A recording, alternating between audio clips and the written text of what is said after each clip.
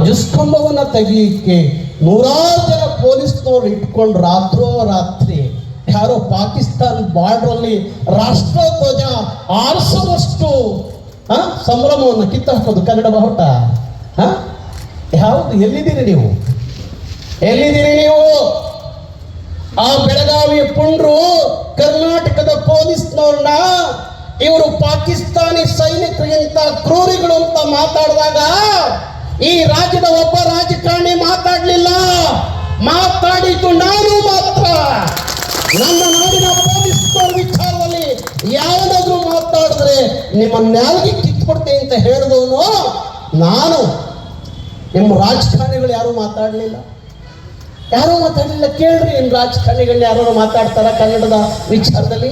ಈಗ 224 ಜನ ಅಲ್ಲಿ ವಿಧಾನಸಭೆಯಲ್ಲಿ ಕೂತಿದಾರಪ್ಪ. ಇವತ್ತಿಂದ ಅಧಿವೇಶನ ಪ್ರಾರಂಭ ಆಗಿದೆ.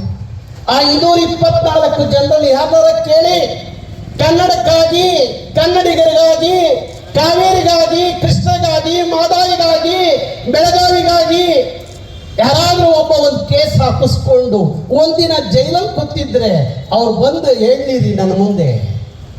ಒಬ್ರು ಇಲ್ಲ ಅಂತವ್ರು, ಅಂತರೊಬ್ರು ಇಲ್ಲ.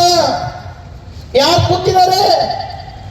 ಯಾವ ವಿಧಾನ ಪರಿಷತ್ನ ಒಂದು ಕಾಲಕ್ಕೆ ಚಿಂತಕರ ಚಾವಡಿ ಅಂತ ಕರೀತಿದ್ರಲ್ಲ, ಆ ಚಿಂತಕರ ಚಾವಡಿಲಿ ಯಾರ್ಯಾರೋ ಕೂತಿದ್ದಾರೆ. ಇವತ್ತು ಯಾರ್ಯಾರೋ ಮಾಫಿಯಾಗಳು ಕೂತಿದ್ದಾರೆ.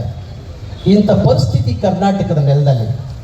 ಅದಕ್ಕೋಸ್ಕರ ಹೇಳ್ತಾ ಇದ್ದೀರಿ, ನಿಮ್ಮ ಕನ್ನಡವನ್ನ, ಕನ್ನಡಿಗರನ್ನ, ಕರ್ನಾಟಕವನ್ನ, ನವಜನಗಳನ್ನ, ನಿಮ್ಮ ಬದುಕನ್ನ ರಕ್ಷಣೆ ಮಾಡುವಂತ ಶಕ್ತಿ, ಸಾಮರ್ಥ್ಯ ಯಾರಿಗಾದ್ರೂ ಇದೆ ಅಂದ್ರೆ ಇವತ್ತಿನ ಕಾಲಕ್ಕೆ ಅದು ಕರ್ನಾಟಕ ರಕ್ಷಣಾ ವೇದಿಕೆ ಅವರಿಗೆ, ಕನ್ನಡದ ಹೋರಾಟಗಾರರಿಗೆ.